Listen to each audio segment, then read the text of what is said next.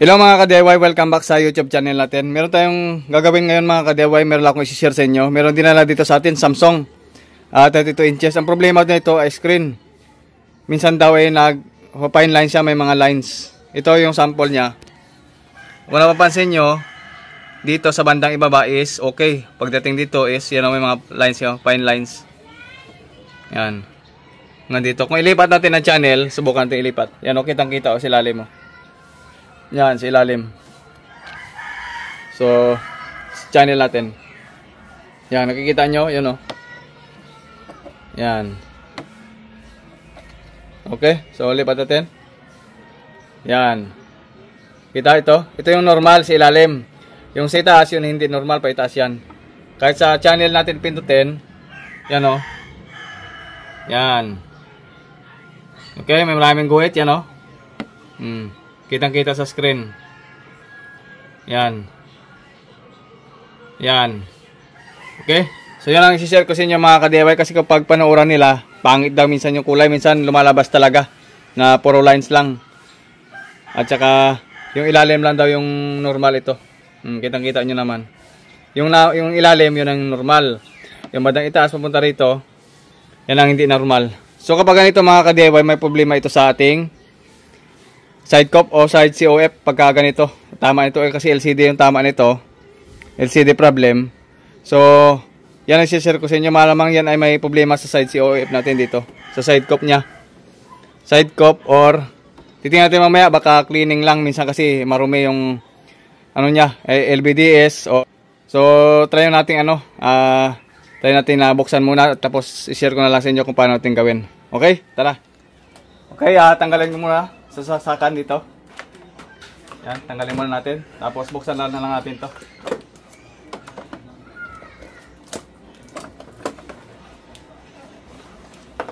Okay.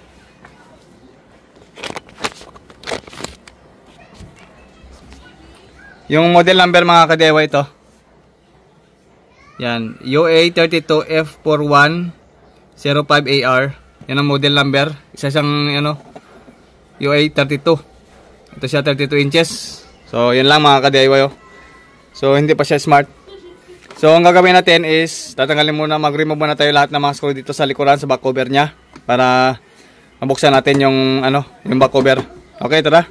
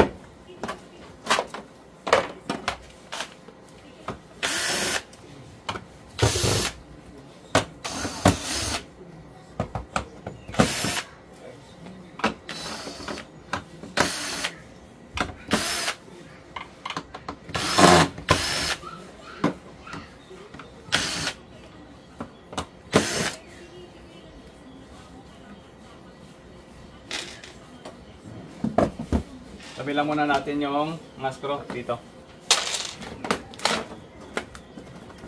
Ito isa. Ito.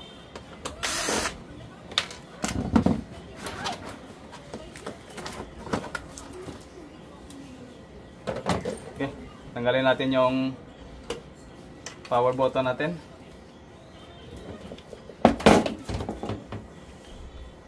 Tapos yung kanyang speaker. Tatanggalin natin ito. Remove muna natin yan.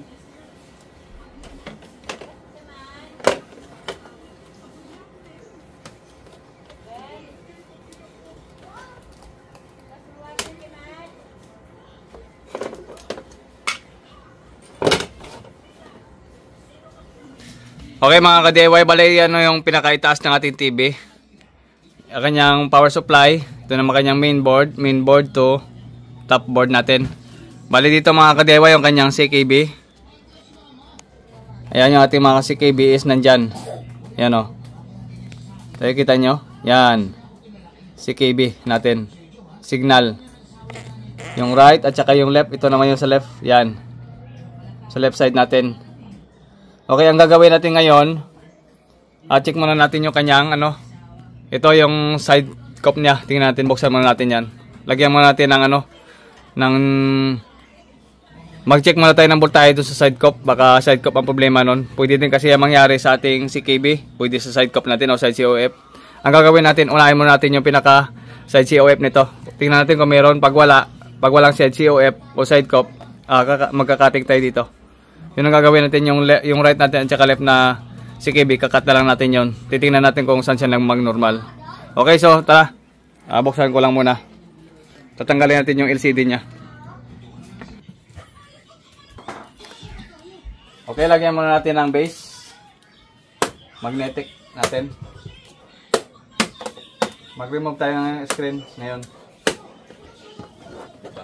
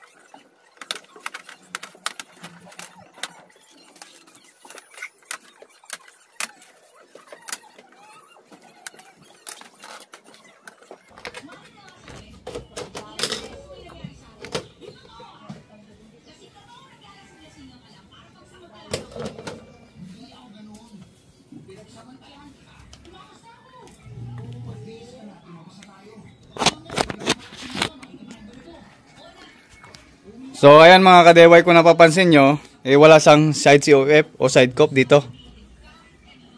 Wala siyang side cup. Binuksan ko, wala siyang side cup. Yan. Wala tayong side COF. So ibig sabihin, ang problema niya ay cutting. Hindi sa jumper. Hindi cutting. Cutting method tayo. Dito sa ilalim. Diyan sa ating mga CKB. Mamaya, ibalik na natin yung ano, ang pinaka-cover dito kasi wala siyang side cup. Wala tayong side COF dito. Ibig sabihin, cutting ang solusyon dito.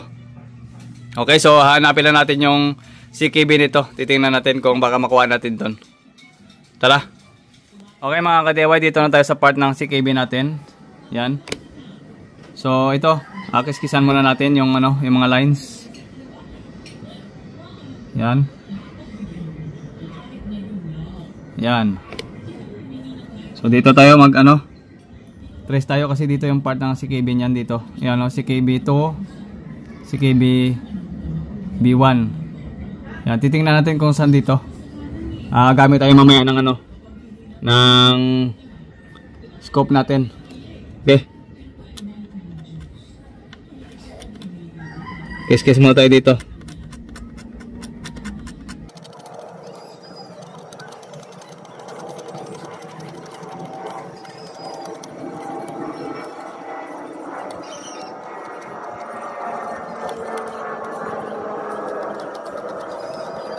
So ayan mga ka-DIY, bale ginamitan ko siya ng aking microscope ito. Tapos tinutukan natin yung pinaka top board dito. Yan yung left, yung right side natin, yung left dito. Ito yung left, ito naman yung right side. Sa right side muna tayo.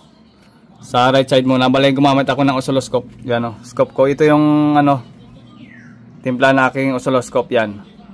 Okay? So ito yung gagawin natin ngayon.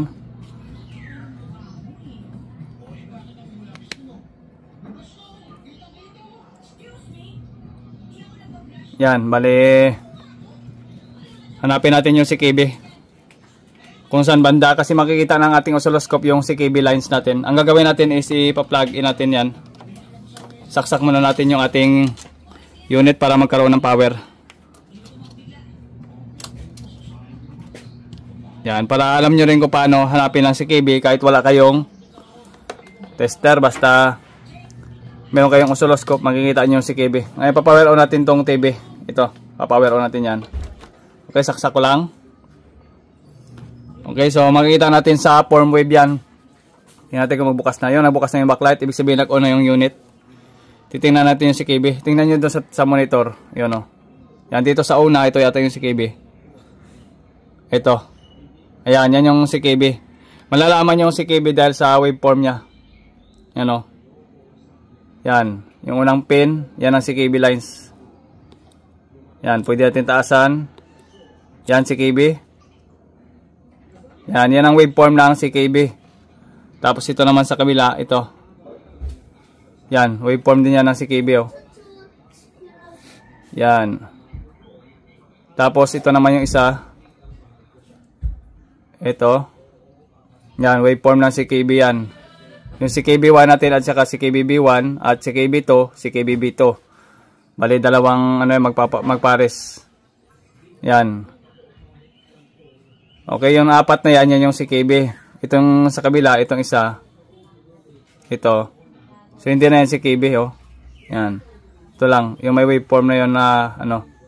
Yung may waveform na ganito. Yan yung CKB natin. Ibig sabihin yung apat na yan. Yung apat na to, isa, dalawa, tatlo, apat. Yan ang CKB natin. Yan ikakat natin yan. Kakat natin. Yung pares niyan isa kabila nandito. Ito hanapin lang natin. Dito yan. Yan. Wait lang. Yan yung pares ng kabila oh. Hindi pa natin alam kung saan yung CKB dyan. Ibabasar lang natin. Pwede natin ibasar, pwedeng hindi na. Pag may oscilloscope tayo, hindi natin kailangan mag-buzzer. Para makita lang yung pares sa oscilloscope ay sapat na. Para makita yung mga CKB. Signal natin. Yan o. Yan yung kabila. Okay, so tusok tayo dyan. Tingnan natin kung saan banda. Okay. Dito. Sa una. Yan o. Yan. CKB yan. Isa. Ito. Yan, dalawa. Yan. Tapos yung isa naman ito. Yan o, tatlo. Tapos isang isa. Yan, apat. Ito yung apat na yan is magkakasabayan. Apat na yan na CKB sa kabila. Ito, 1, 2, 3, 4. Itong pang 5, wala na yan kasi nahanap na natin yung pares oh. So wala. Yan. Wala. Okay, doon muna tayo sa right side mag-cut ng CKB. Sa right side muna tayo dito. Sa kabila. Tayo muna natin mag-cut dito. Yan. Yung apat na yan, kakat muna natin yan. Isa, dalawa, tatlo, apat. Okay? Cut muna natin yan. Tara.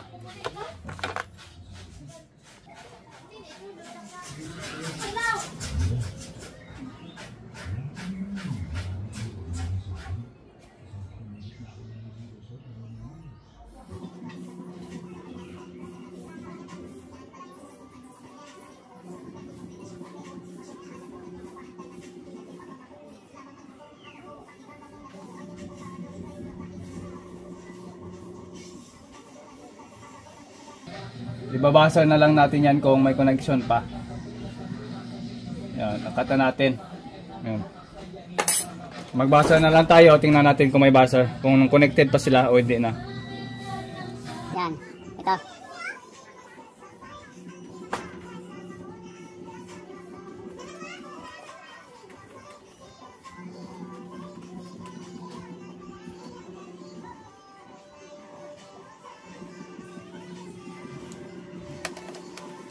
Tara natin ano, isaksak muna. Tara.